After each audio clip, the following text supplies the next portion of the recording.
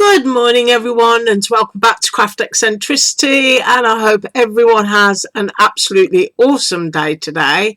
And as you can hear, I sound a little bit better, but I'm not 100%, so I'm just going to do a small little personal haul of some gingerbread stamps. And I did manage to stamp just a couple of them, although I have to say I didn't do them particularly brilliantly.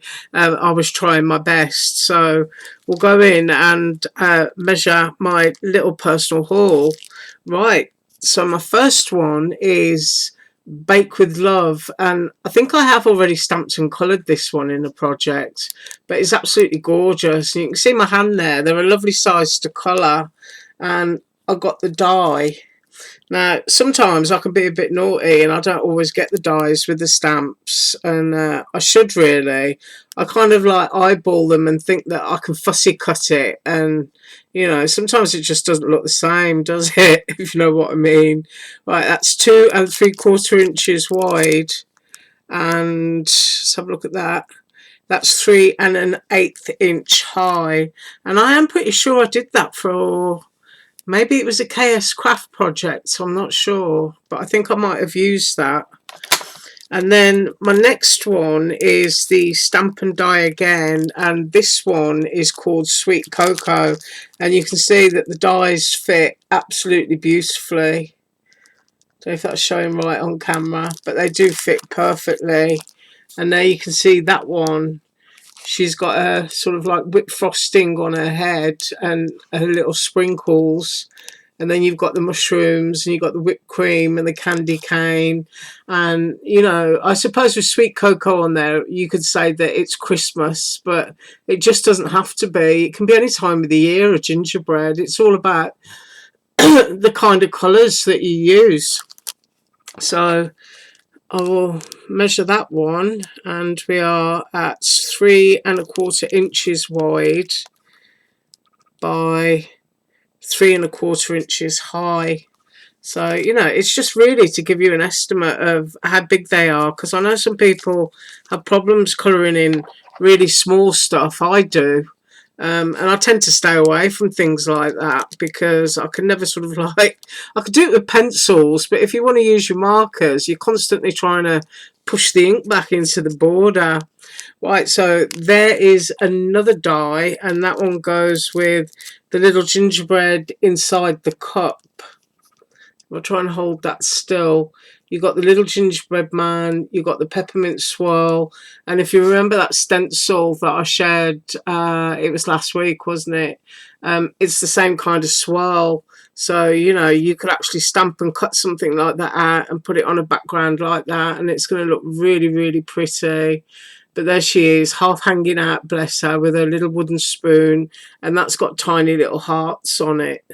So that is my little gingerbread in the cup, and measuring that 3 1/4 inches again, that kind of seems to be the magical footprint for these, and I'm going to say 2.5 inches, but you've got the little jelly gummy sweetie there as well. Just really love that, really cute. And then next up, I've done this one previously as well, but I don't think I showed the stamp. And that is the love one, which has got the stitching all around the love. If I flip it over, there we go, that's a lot better. She's got the little heart on a little frosted headband. You've got all the little patches and the little bow.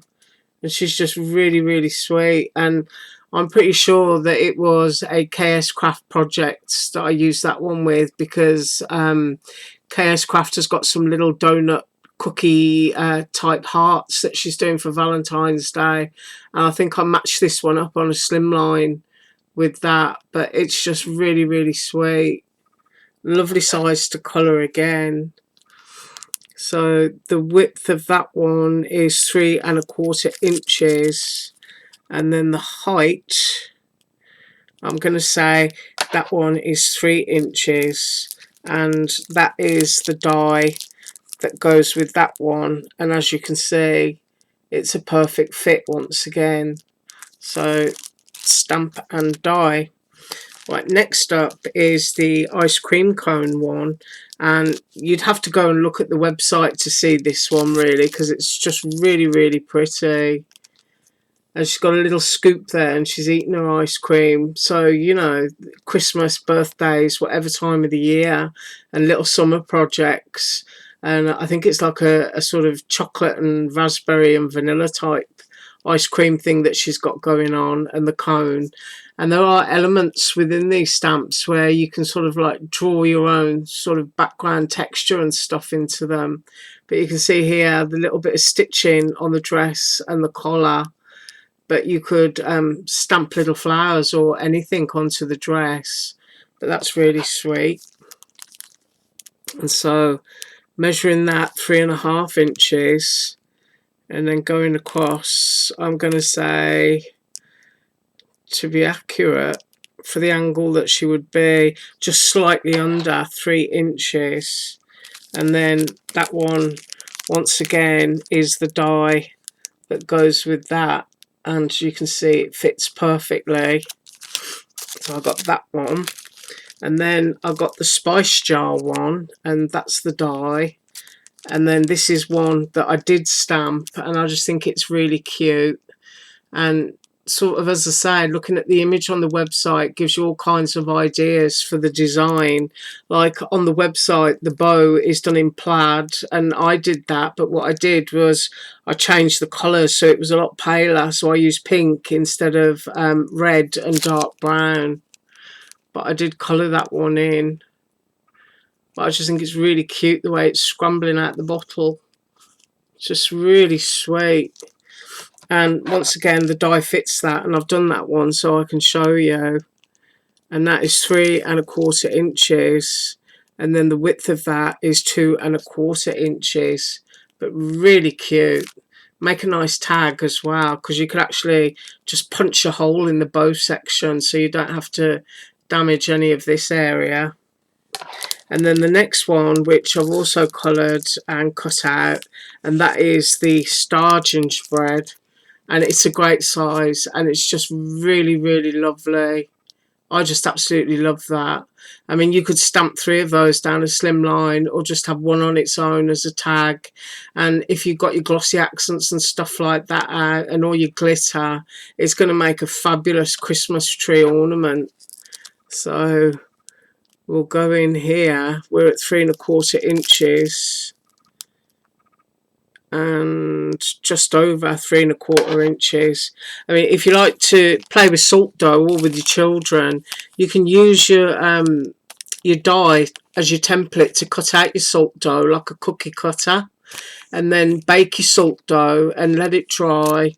Then use your StazOn ink and stamp your star gingerbread onto your baked salt dough and colour it in, and then you can put a clear sealant over the top of it, and you can make some great little ornaments with children, or, you know, for your own tree or gifting to the school teacher. So things like that are great. And, you know, closer towards Christmas, I'll probably do something like that.